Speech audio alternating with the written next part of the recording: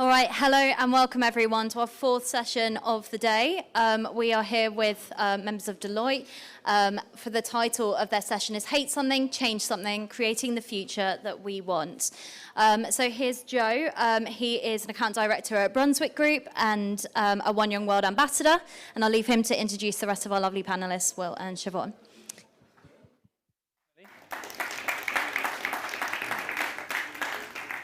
Welcome. Welcome everyone here in the room, welcome everyone at home. We're here at COP, here at the Ferry, the Extreme Hangout, laid on by Extreme International, One Young World, and here in person, 3D. No buffering, no accidental muting. Someone can mute us if they want to, but we'll know straight away. We're here to discuss Hate Something, Change Something, Creating the Future We Want, which is sponsored and brought here today by Deloitte and One Young World. My name is Joe. I'm a One Young World ambassador as well as a social impact specialist as part of the business and society practice at Brunswick Group, working with companies to develop campaigns and contribute positively on climate change and other issues of critical societal concern. If Paris was about commitment, then Glasgow is about action. And the question facing COP26 and of course facing the world is how do you move from commitment and ambition to coordinated, concerted action? And I'm so delighted to be joined on stage by two people who've got a lot to contribute on that very question, in that they're living the how, leading their own stories of climate action and entrepreneurship. We were unfortunately going to be joined by Claudia Taboada, a social entrepreneur from the Dominican Republic. Unfortunately, she can't join us today, but if there was a reason to not be able to join, Claudia is an official member of the Dominican Republic delegation here at COP. She is busy in the Blue Zone getting the negotiations done. So I think on that front, we can let her off.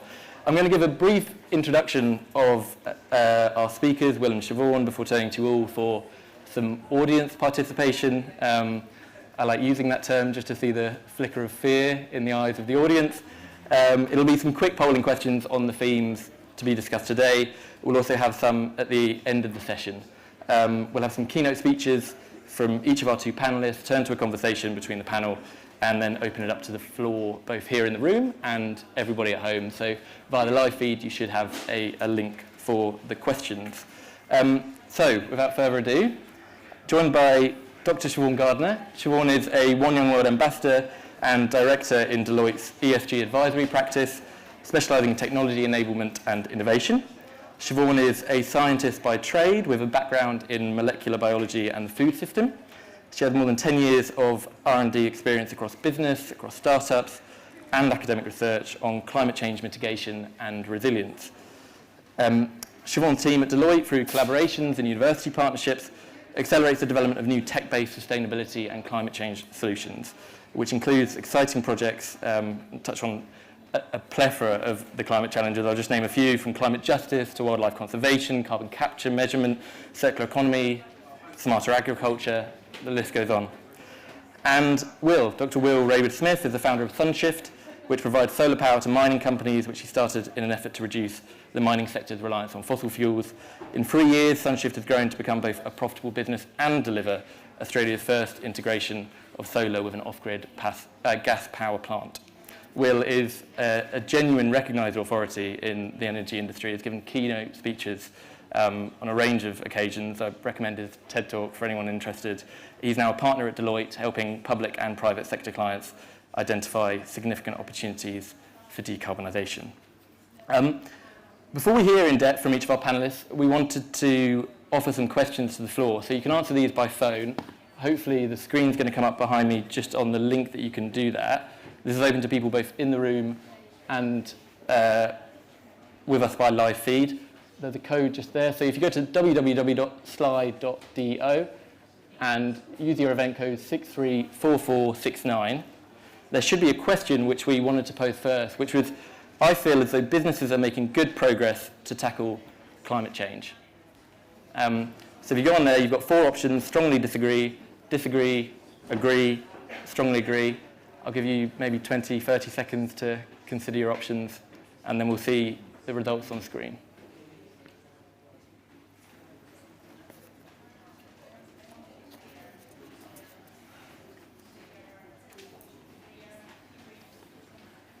Okay. Well, good to know there's not too much strong feeling in either direction. But in general, I mean, if that sets the tone for COP26, then I think we realise the scale of the effort needed across the board. We've got a small video to start with. It's about 2 minutes. It's been produced by Deloitte. If we're able to cut to that now, and we'll return to the second question when we're back. Thanks.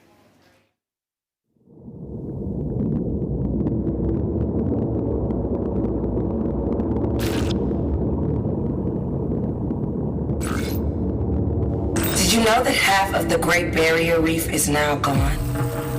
150 living species extinct every day. Gone.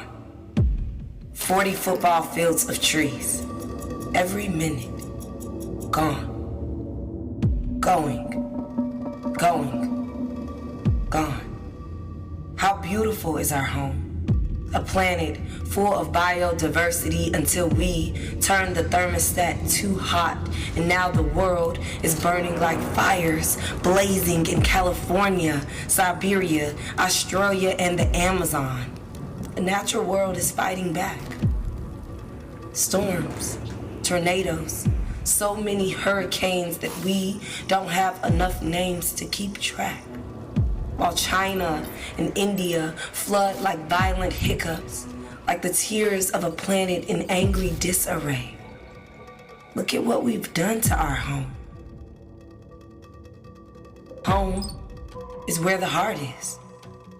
Home is where we feel at ease, where we are nurtured to reach our potential, but we've taken it for granted, becoming reckless and wasteful. We're standing on a knife's edge, with 1 foot off the ledge. Our history is made up of moments like this. Moments and times that will define us. And the time to stand up and heal our wounded world is now. Quivering and broken, choking on carbon and tears of oil. Our planet is fractured and begging for us to just stop. It's time to close the gulf between knowledge and action. We need to turn back the dial. It's now or never. Going. Let's get going.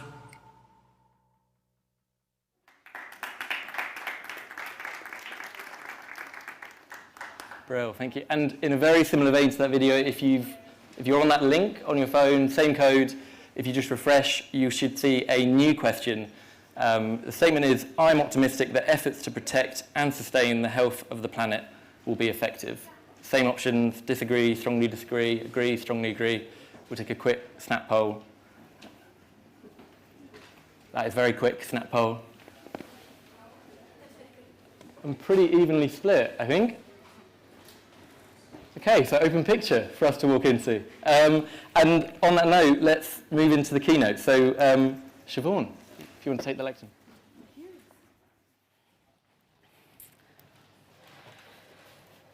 I think it's nice to sort of start the evening with something that is equal parts optimism and skepticism. But so as mentioned, my name is Siobhan Gardner. I'm a director in the Sustainability and Climate Change team within Deloitte, within the ESG advisory practice. And I also have another hat, which is leading Deloitte's R&D capability on climate and environment-led technologies within a part of the firm called Deloitte Ventures. That operate at this sort of really interesting interface between startups, between universities and academic research, and also Deloitte's Global Technology Alliance partnerships with large tech companies as well.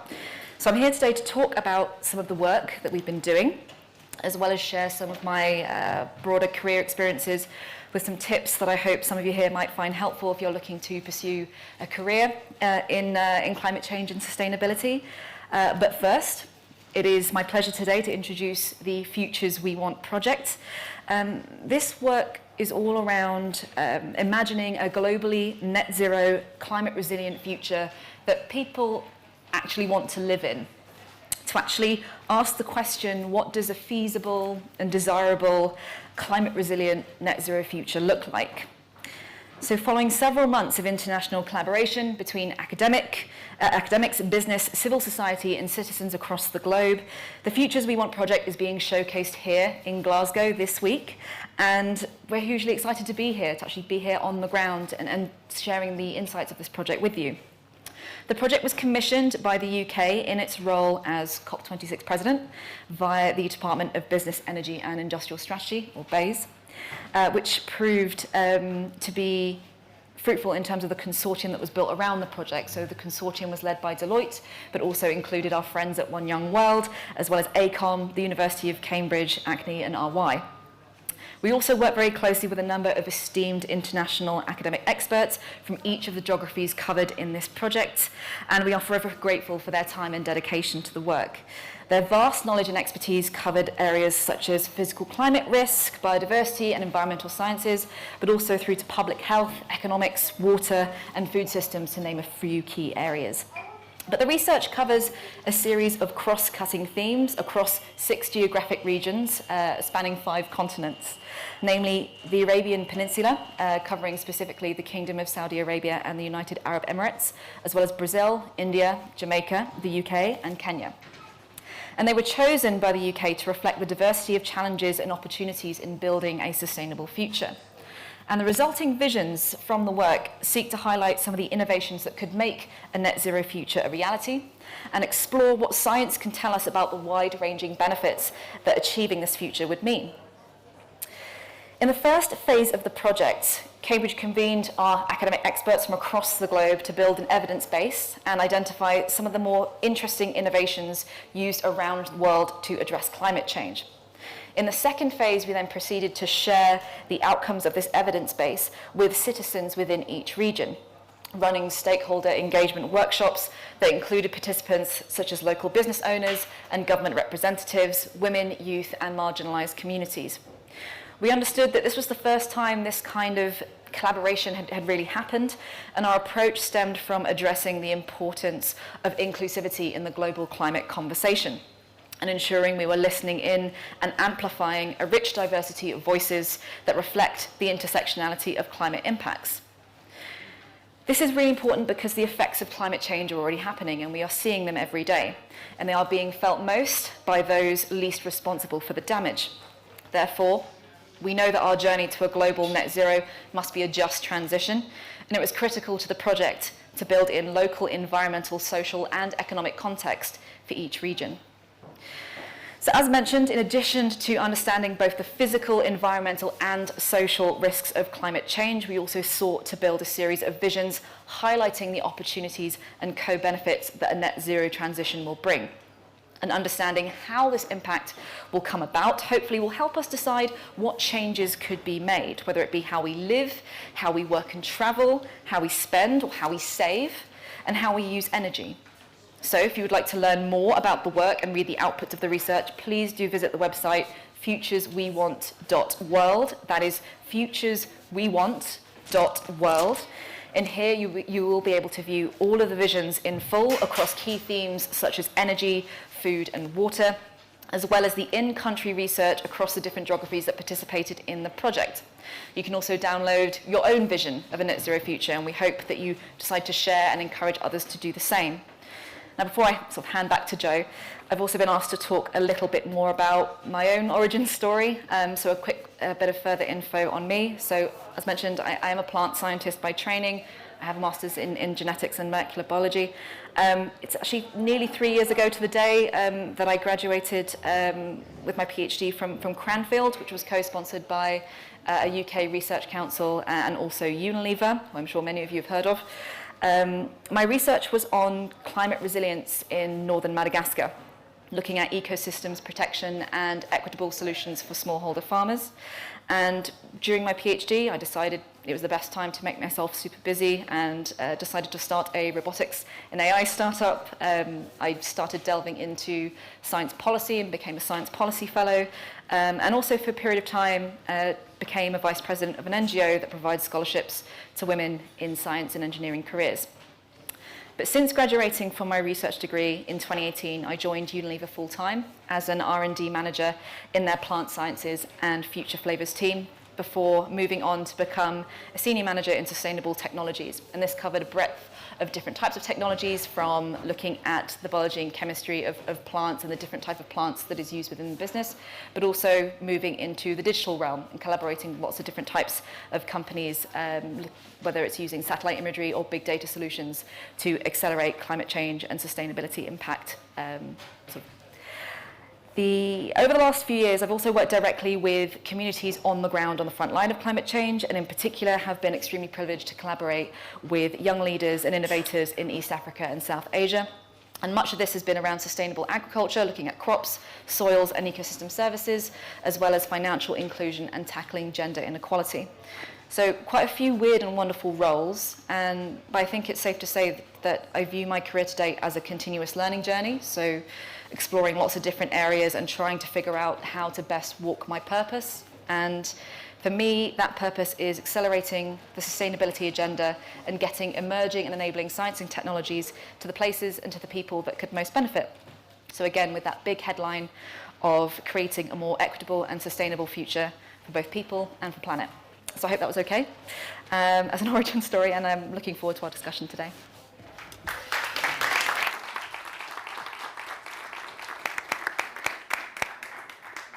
Thanks so much, Siobhan. And throw it over to you, Will.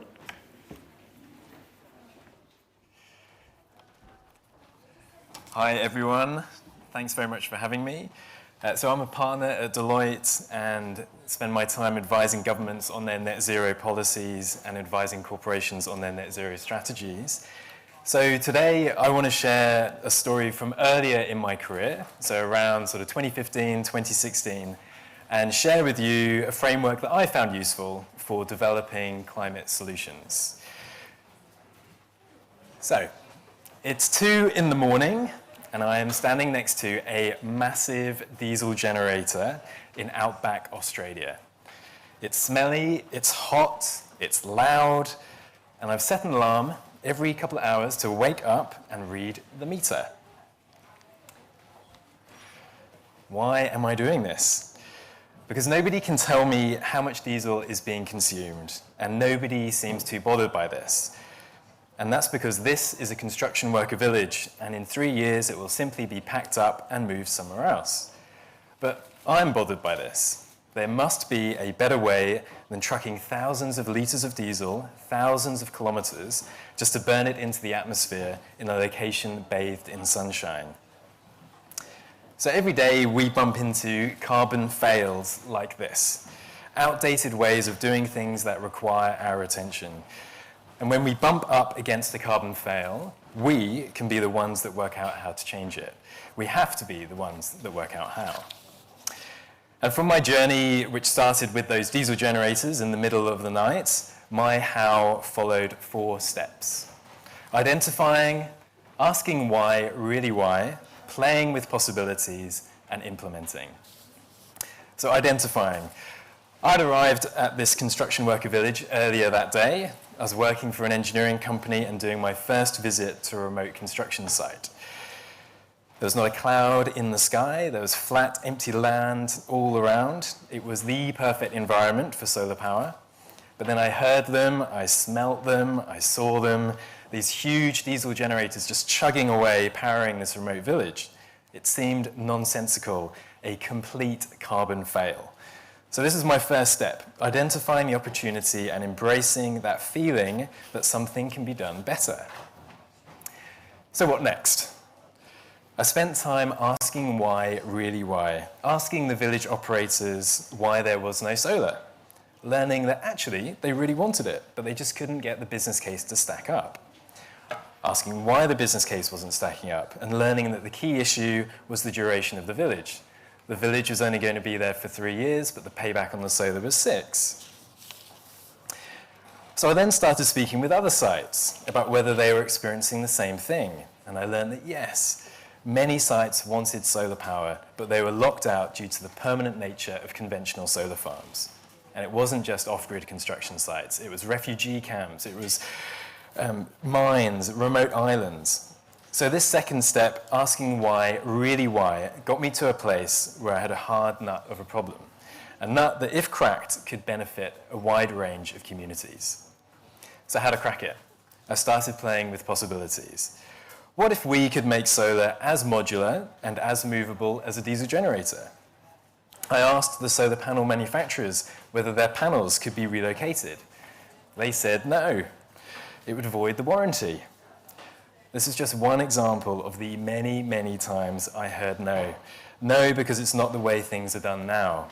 But when your objective is change, you have to find a way that is different. So I kept looking, and eventually I found a partner who was willing to play with the possibility of yes.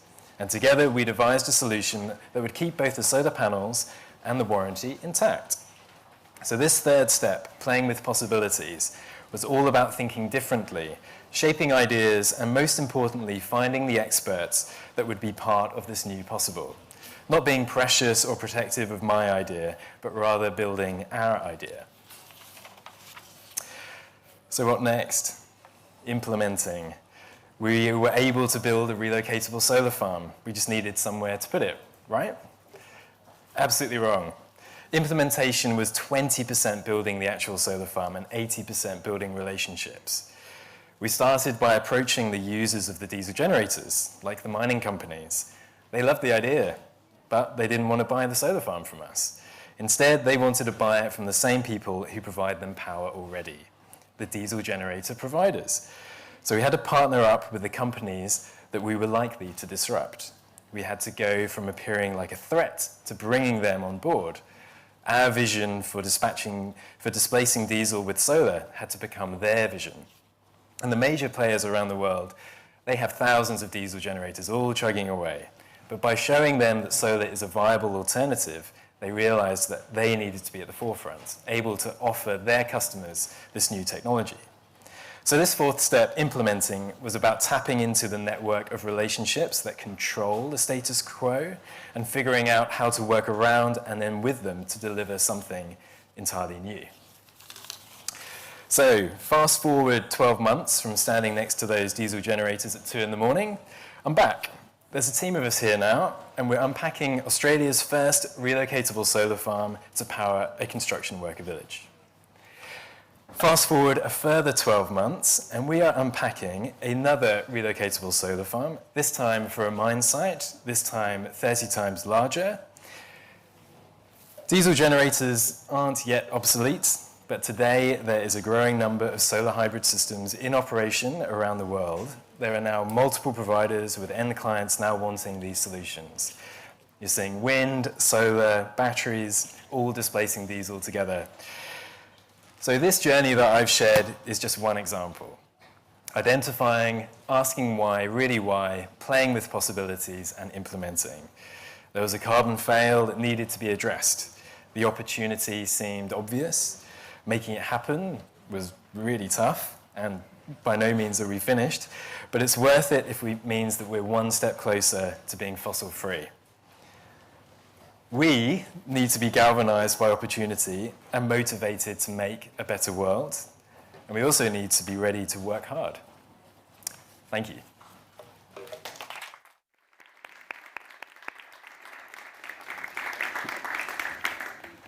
Thanks so much, both. I want to start just because we know that often the most nerve-wracking step in any journey can be the first, and not least on issues as complex, multifaceted, all-consuming almost of climate change, if I can put it in those terms. You are further down your journeys, but I think a lot of people here in the room joining us today, a lot of people joining us online, will be at the beginning of theirs. How, practically speaking, did you decide on the nature of your first step, and why that particular phase of the climate challenge? And maybe I'll start with you, Siobhan. So I grew up on a very small farm in the UK. My dad was a beef farmer. My mum is from India and she's vegan. So you can probably imagine the types of conversations that we'd have around the dining table. But I guess, being in that type of environment with that cultural conflict as well, it just meant that from a very young age, I was really fascinated with how humans interact with nature. And as a kid, I was kind of always outside, drawing pictures of bugs and birds and things like that. And science always played a key part in that, the biology and the sort of natural history of sort of aspects of science that you sort of learn at school. My parents they didn't go to uni, so in terms of understanding what a career in science and environmental sciences meant, they weren't too sure, but they're always extremely supportive. And for me, I think it was about mashing together these two core interests of biology and chemistry, and with the environment, and deciding to pursue further study at university that basically allowed me to understand more about the building blocks of life. And that's a very sort of micro part of the puzzle, but it certainly, I think, was the catalyst for me to sort of go on this trajectory that brings me to today. And it seems like there's a lot of passion there. I mean, is part of the equation people working out what part of the climate question they're most passionate about, and leaning into that passion as much as the challenge and the threat and the risk is sort of what do you want to do most? Is that part of the question? Yes, I think it's also very much around, I think there's a lot of there's a lot of anxiety about the impacts of climate change we're already feeling, and the anxiety as well that we are not seeing the action that we need to see to tackle it. But with that, I think when you bring your passion and your authenticity to the table, it's about making sure that you're part of the charge, you're part of leading the change. So I think there's a lot of, versus 10 years ago when I was sort of first graduating, there are a lot more grassroots networks of youth ambassadors that you can connect in, such as that with One Young World. It is possible in this very connected area to just feel part of something bigger now. I think that is a really key part of it. Real. How about yourself, Will?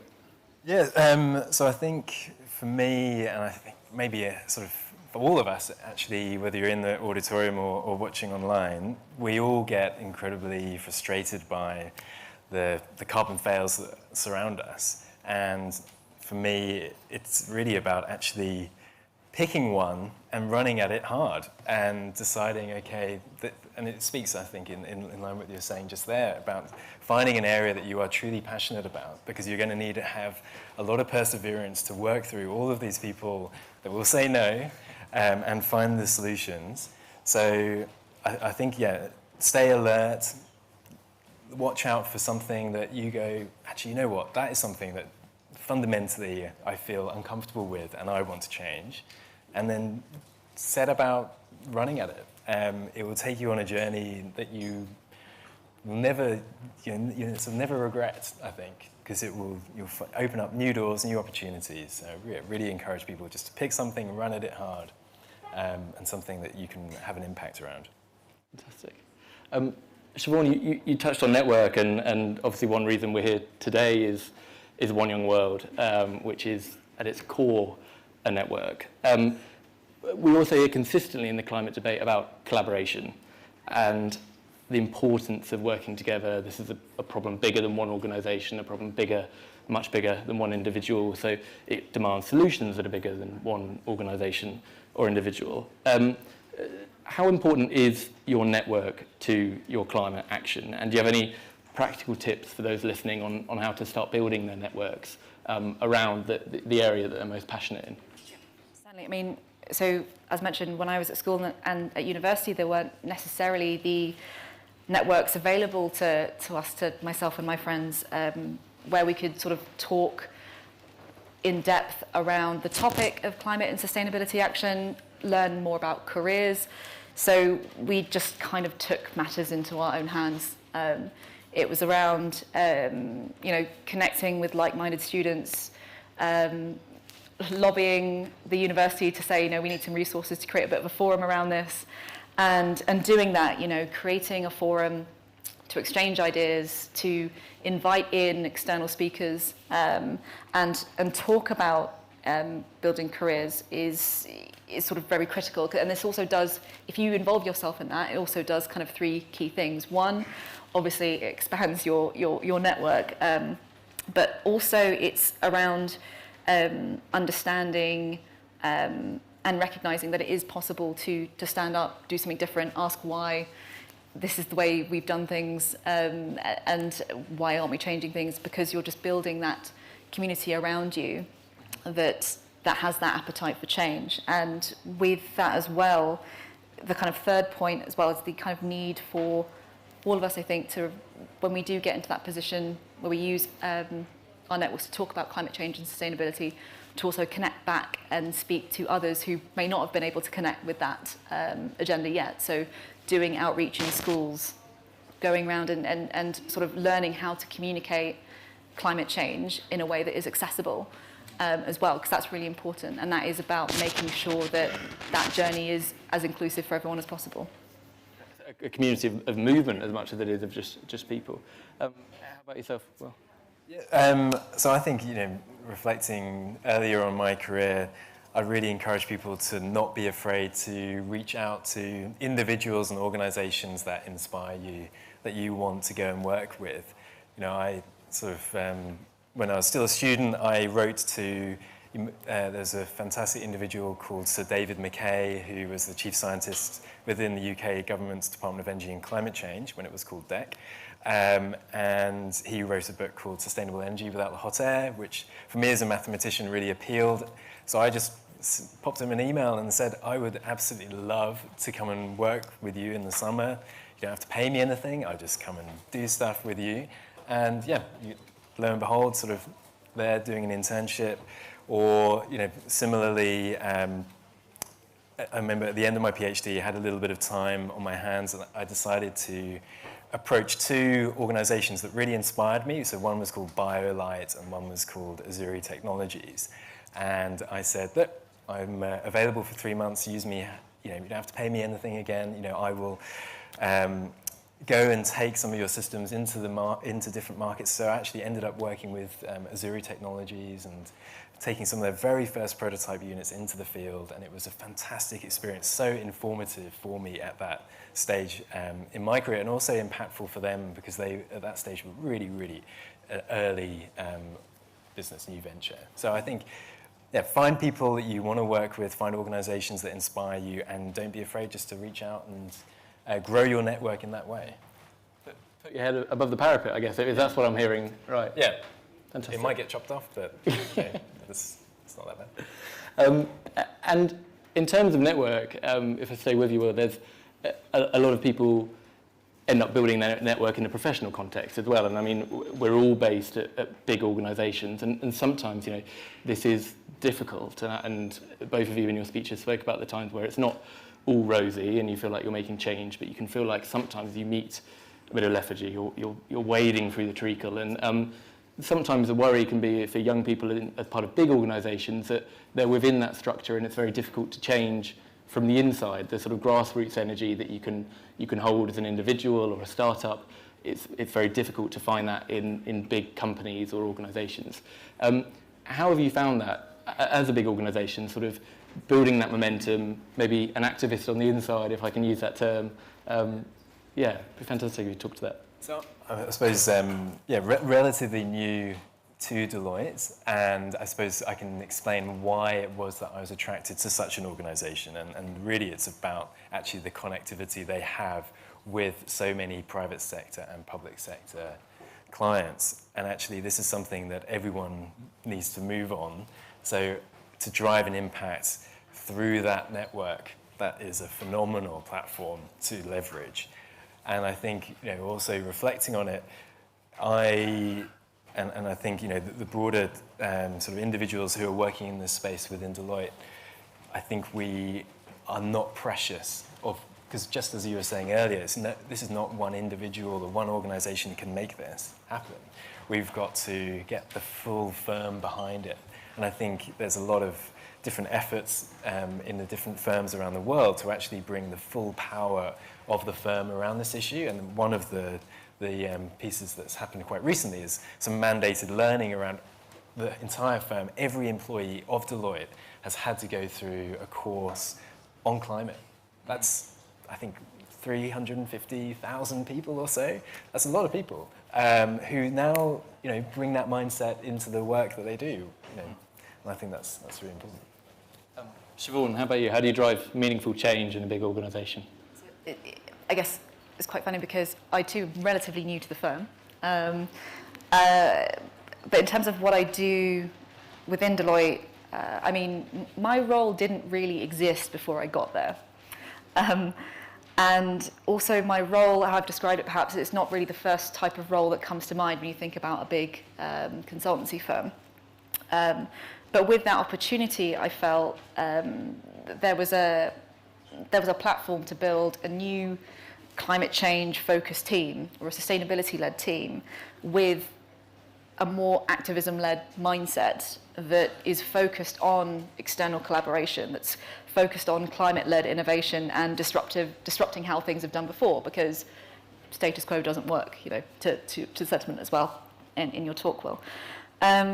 So that's I think how I feel I'm staying committed to my purpose in creating that environment within the firm, and also creating a space for sort of young talent as well to come in and move up through the ranks in that type of ecosystem. Fantastic. And you touched on it, Siobhan, in your speech, but in terms of big organisations, they often also transcend global borders, and this needs to be, I mean, you know, we're constantly reminded of the need for the response to climate change to be global and inclusive in its nature. You know, we know that climate risk is disproportionately distributed. We know that the burden of climate change is held by predominantly climate vulnerable, sometimes island nations. How do we make sure, as young people, that the future that we build, tapping into the headline of this session, is as inclusive of young people worldwide as it can possibly be, and draws on the expertise of young people in those nations and regions? So I think within the kind of youth climate movement, there is this realization that we're sort of we're understanding more about what the core levers of climate inaction are when it comes to either intergenerational divides or speaking to senior leaders in positions of power.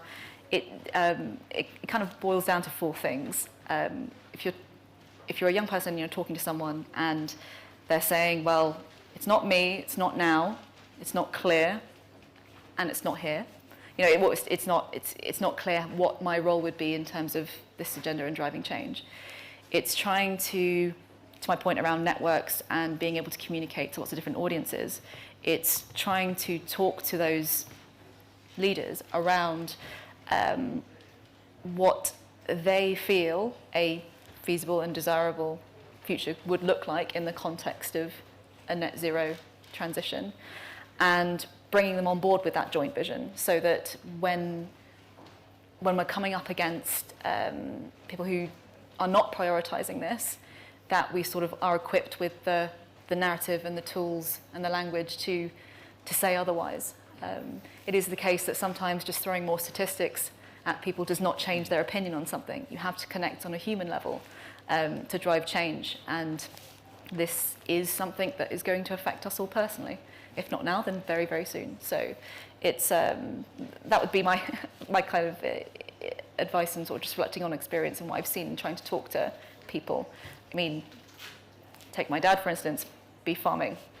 There is lots, so bringing him on side with my career and what I was doing was kind of a key learning journey for me. And I hope that, you know, these are the types of conversations that are going to be going on now and elsewhere across the world too.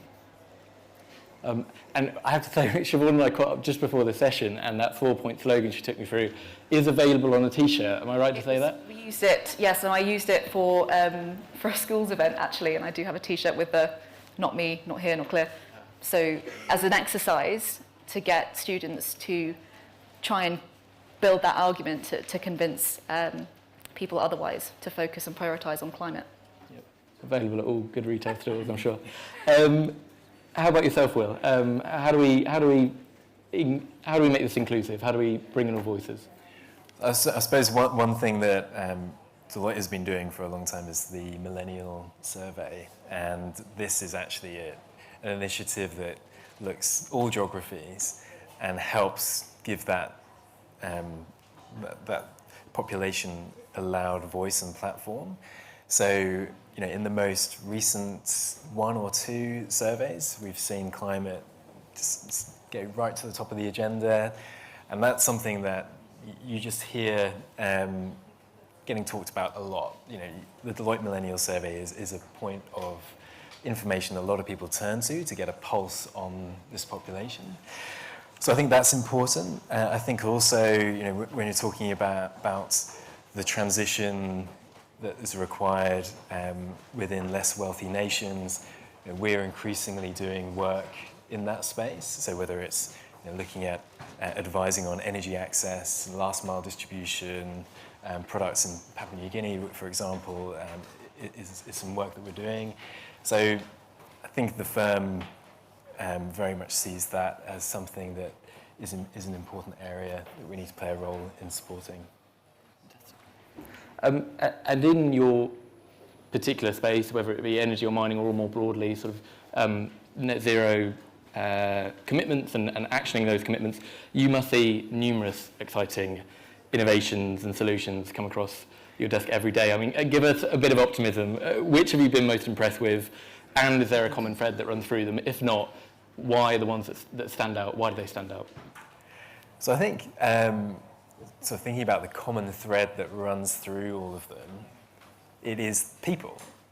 At the heart of it, all of these incredible solutions that we're seeing, it's all driven by passionate people who have an idea and stick with it and work through the challenges, to actually bring it to market, find those customers, get out and sort of, put their neck on the line and just try it.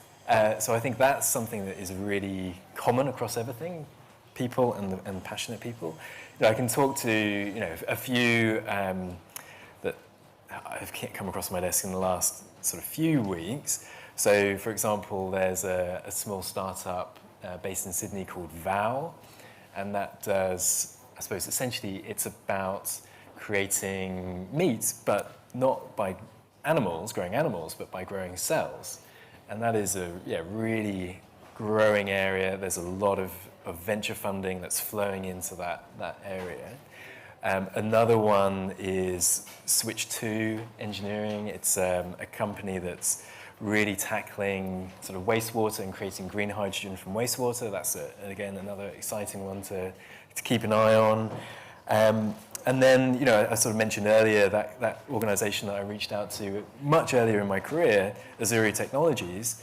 They now have several 100,000 installations and, recently completed a $24 million capital raise with Marubeni. And, you see that kind of success and it gives you a lot of hope for what can happen. And, those are just 3 little stories. There's many, many more.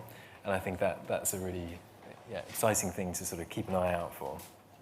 Fantastic.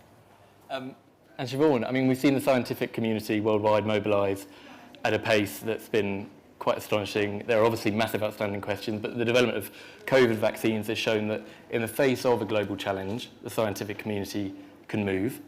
We're now faced by an existential challenge that is here, it's urgent, it's now, it's climate change.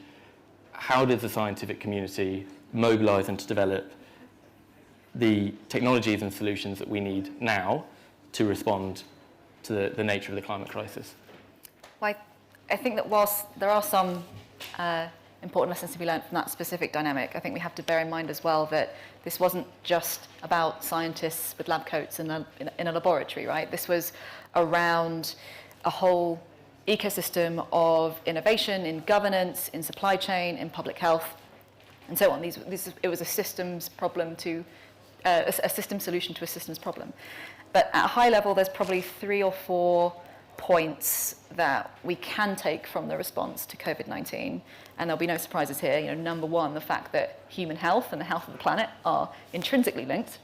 Number 2, that tangible and sort of tangible government action can make a big difference in driving fast-moving change. We saw it in terms of how governments could respond, be it at various different speeds. But then also, number 3, we have to acknowledge the pivotal role of the private sector in actually aligning to that change. with their investment, with their products and services, and their engagement with us, right? So as citizens, as their customers. And then back to the point you made as well, which is the fact that this is an existential crisis. We are all in this together, and systems problems need system solutions. So yes, there's a lot of science there already, but in order for that to see the light of day, there has to be that cohesive governance and supportive structures around that to make sure that it actually gets to the places that to where it's needed. Mm-hmm. Framework needs to be there. Makes complete sense. And I mean, there are so many questions that I could ask, but I'm conscious that we have other people that are probably feeling the exact same. So just to end on quickly, I mean, off the back of your own individual journeys, what we've heard, how would you characterise the opportunity for young people to get involved in climate action and help create the future we want? I'll start with you, Will. Yes, I suppose two things. I think firstly, we are in the fossil fuel age. You know, can you see anything that hasn't in some way been touched by fossil fuels? So that is just a phenomenal opportunity for all of us to go after, and pick an area, run at it. And then I think secondly, I would characterize it not just as an opportunity, but very much as a requirement. And I've got a 4-year-old son and a 1-year-old daughter, and it's only quite recently that I sort of was thinking about it. And in 2050, they are going to be very close to 30, and their opportunity to actually have an impact on the emissions curve is pretty limited. So it is very much our generation that needs to take ownership of this, run at it hard, work hard, because we've got a big job ahead of us. Slightly daunting, if not enlivening. I mean, the size of the opportunity is correlated to the size of the challenge. That makes perfect sense. Siobhan, how about yourself? So I think we've already touched a little bit on how young people can play a pivotal role in crossing that intergenerational divide and getting the conversation going. Also, it's about joining collectives, raising awareness, the forums like we discussed, it's this kind of collaborative action that can then influence the politics. We can get out there, we can vote, we can take part in advocacy groups and prepare ourselves to pursue careers in whether it's regional, national, or sort of global leadership to be those change makers, to be those decision makers. But also there's an ever-growing opportunity for young people to step up and build impactful careers across different industries that will also be part of driving that change that we need to see. So, it's not just about perhaps jobs that are traditionally thought about as green jobs, like being a wind turbine engineer. Instead, it's about transforming every job so that business as usual is green. So whether you're looking to pursue a career in procurement in business, so looking at how companies sustainably source ingredients for the products that you use at home, or something like marketing as well, which is incredibly influential when it comes to driving the choices that we make when we go out. I think what I hope is that students and young leaders who are interested in the agenda, no matter what it is that their expertise is that they've decided to follow, that they can have a go at being part of this overall movement of change that we need to see. Fantastic. Bake it into what you do. It's not a bolt-on at the core. Fantastic. I'm going to open it up to the floor now in terms of questions. There's also a Q&A function for those who are watching from home. Additionally, that code that we shared at the beginning in that link, there should now be a live question on there, which is, what do you hope will be achieved here at COP26? It's a question I'm going to put to Siobhan and Will after we've completed the audience Q&A, but please put your own thoughts on there as well so we can respond to them. That would be grand. Are there anybody in the room with a burning question to put forward to our two experts? We've got a roaming mic to come round if so. If not, then we've got a Q&A live online as well, and we've already had one come through, which is, what impacts do you envision climate change and global warming will have in the future within your fields of expertise? Will, why don't we start with you? So the impacts of climate change within our areas of expertise? Yes. I think everything. You know, I think, for example, I spend a lot of time advising renewable energy projects, so the actual impact of climate change on those assets is quite real. So understanding the physical risk associated with their performance, but also this longevity is something that's very real.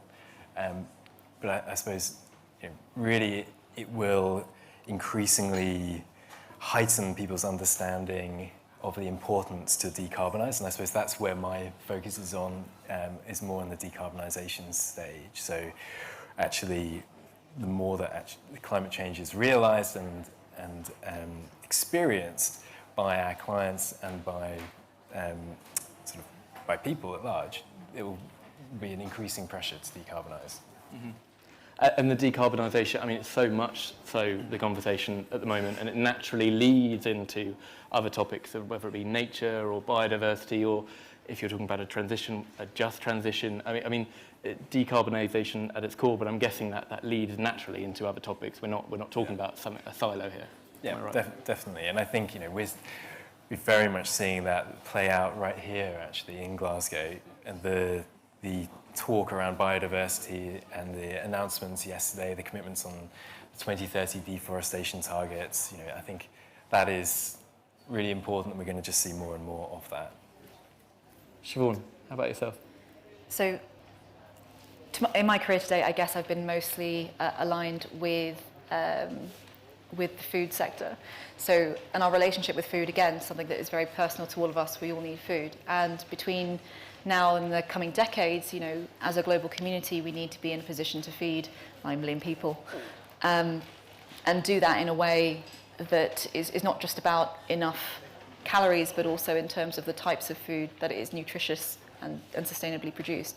So I think, and this actually came up in the research from the Futures We Want project, due to the effects of climate change, whether it's around the risk of the impacts of climate change and the fact that we're losing our soils and we are not getting the yields that we need, that we would have done 50 years ago because of that soil degradation, but also in terms of how we are now starting to change our habits with choosing a plant-based diet, or shopping locally and reducing that sort of the air miles of our food in order to reduce emissions. Our relationship in both aspects, in terms of the opportunity and the innovation, but also in terms of the climate risk that we're all going to feel, is going to fundamentally shift. And I'm not saying that my dad is going to immediately jump to farming grasshoppers anytime soon, but these are the conversations that are happening now. These are the types of innovative shifts around how we produce protein, how we make sure we produce enough safe and nutritious food for everyone. These conversations and the innovation is happening now. How that is deployed over the coming future years and decades ahead, I think is going to be the key driver of success. Because again, you can have success in the lab.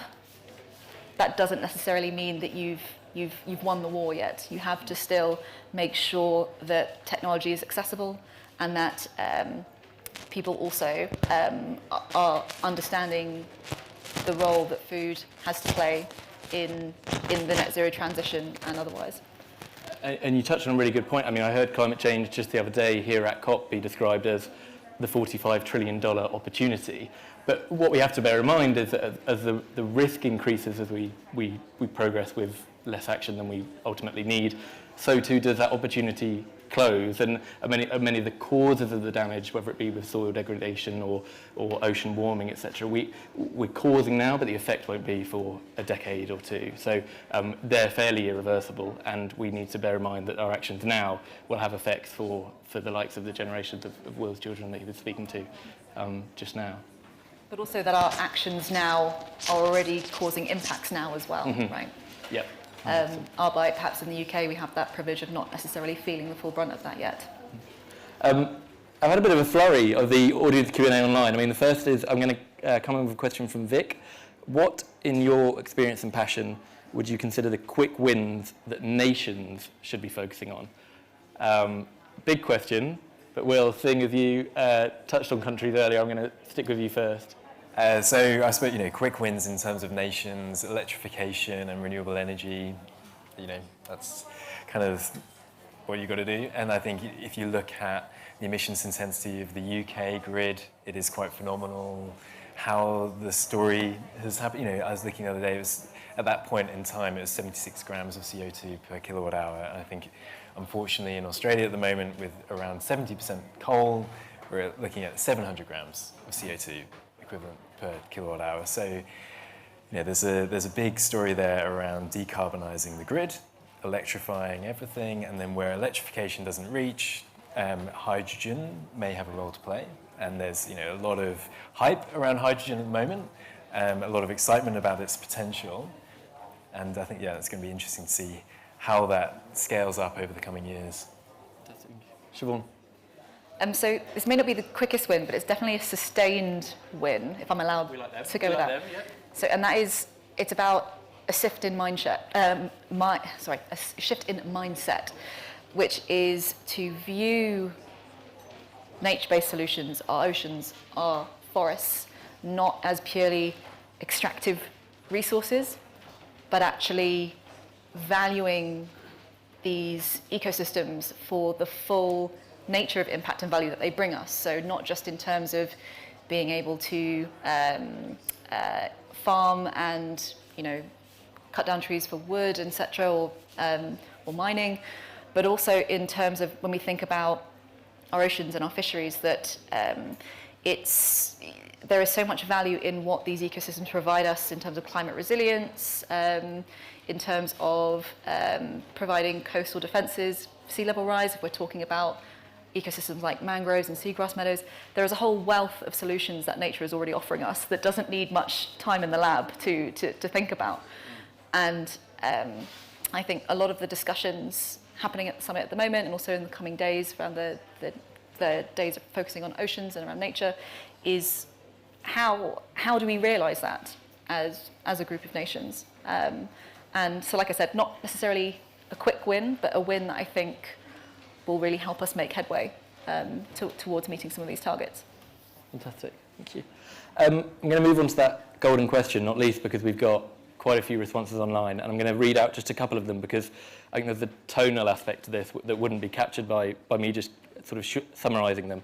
The question is, what do you hope will be achieved from COP26 here in Glasgow? Responses online include a radical commitment to decarbonisation, a recognition of climate injustice, constructive action from governments that can be implemented, a larger emphasis on climate change and sustainability, and I've got capitalised with an exclamation mark, movement, which you can see up behind.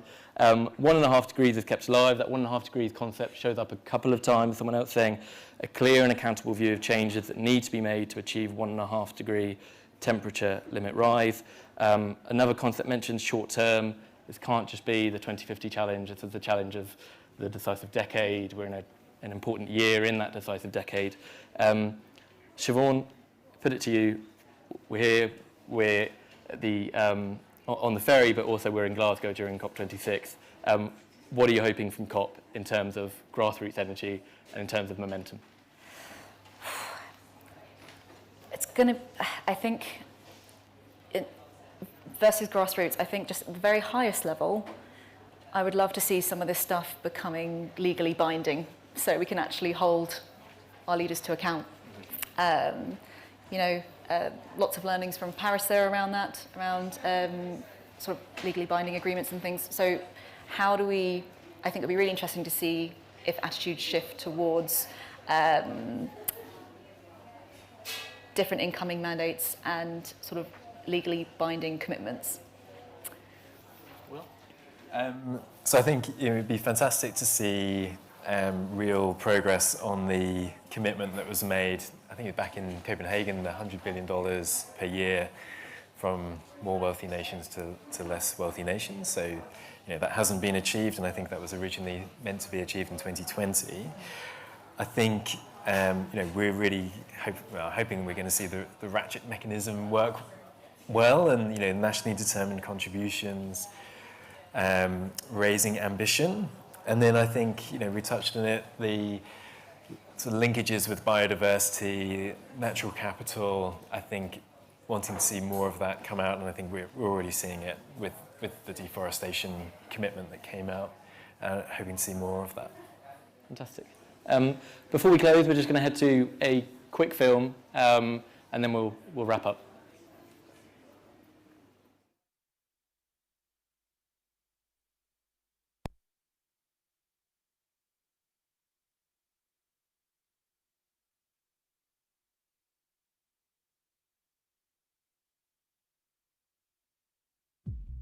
Have you ever felt like there's so much to do that you're paralyzed? While time keeps going and going and going, when you feel buried under the weight of a crisis, turn your face to the sun and feel the lightness of hope. Every day, more and more people are making the choice to act. And by working together, we're adapting and achieving more than ever. So let's do what we do best. Let's connect, let's create, let's innovate, let's realize the impact of our individual actions and progress as a collective. Together, we can do so much more. A sustainable planet is within our grasp together. It's time to join the movement and turn the temperature down, leading the way for this generation and each one to come.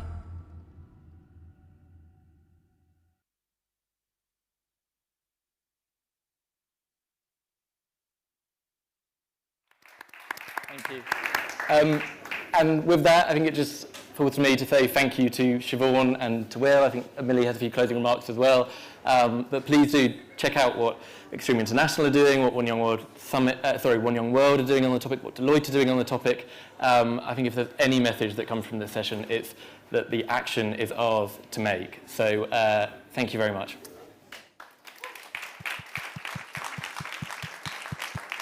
Thank you so much, Siobhan Gardiner, Will Ravensmith, and Joe Roberts for such a thought-provoking session, providing some really valuable insights for us to go away with and take a stand and create the future that we want. So thank you so much for the audience for taking part and watching the session, both online and here, and feel free to grab a drink and continue these conversations in networking spaces. Thank you so much.